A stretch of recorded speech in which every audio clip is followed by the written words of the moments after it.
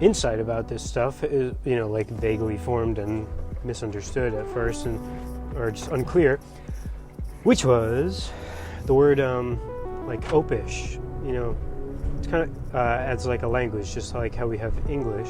Opish would be like the visual language of symbols and gestures. We all already speak Opish,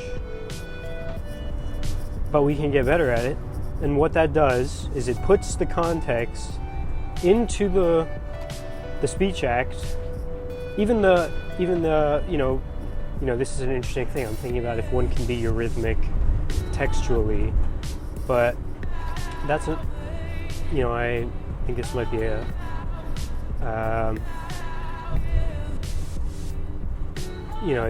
it gets nuanced, and I'm not really trying to talk about that right now. I'm saying that it puts a context. I'm thinking about all the textual horrible situations I've been in my day, just because I really think there's something about it which, like I experience it as creating this rift, this contextual rift. But aside from my personal weirdnesses, I hope, I don't know, let me know what you think in the comments. I suppose I usually don't like comments for reasons thus articulate, thusly articulated. But yeah, it puts the context into the speech act, and then we understand each other.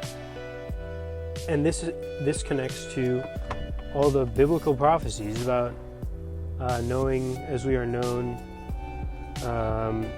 That's kind of, maybe that's, I'm not biblical, dude. I don't know what's up, but I don't know.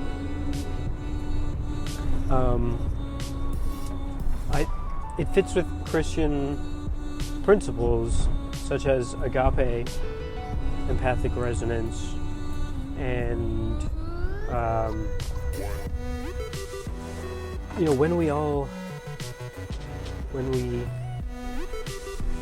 something about how this affords a new type of social being and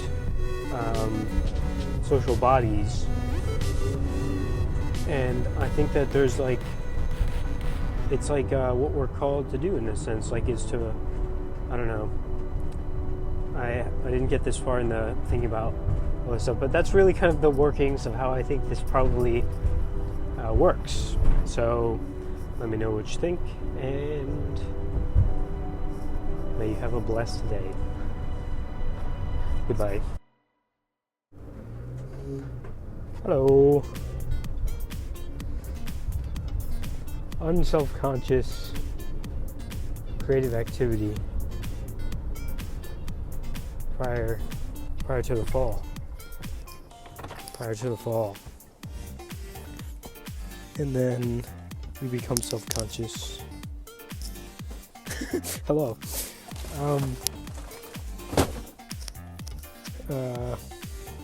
Forgive my self-consciousness. I was just struck by this thought. Figured I'd tack it on. I think I'll tack this on to the previous recording. It is the next day. Eurythmy, artistic, cosmogenesis, participation, final participation. And I just saw a deer, and the deer saw my van and jumped into the woods. But it was beautiful, as it was still doing art. It wasn't self-conscious. Should I be jumping away? No, it just did it. Because it doesn't have that reflective thing that humans have, right? The self-conscious thing. But then imagine it did, right? And then integrated that such that then we can really emphasize the creative, like we can, it's hard to describe, but you probably know what I mean. It's like I can choose to make a beautiful, just think of ballet, right? Ballet is, or think of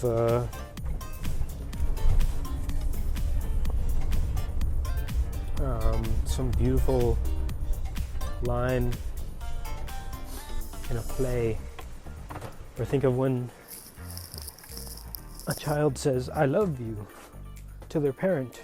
This is, the language to master, to become fluent in Opish, as we all already are, but to become unself-conscious or integrate self-consciousness is also the height of art. And what is that? Art is to become a window, it's the creative process itself. That when we resonate with art, we are resonating with the person who produced the art, or something like that. And their experiential realm, and the context and such. Context is key, right? When doing art, and we put it into our whole entire being.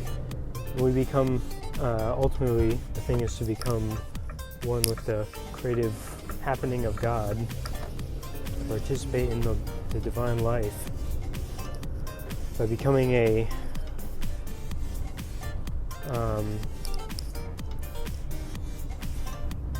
you're ready to miss to use Steiner's expression, but really to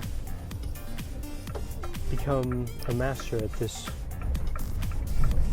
empathic resonance, and like the faculty of mediating. Yeah, I don't know. Think about that as you will. So,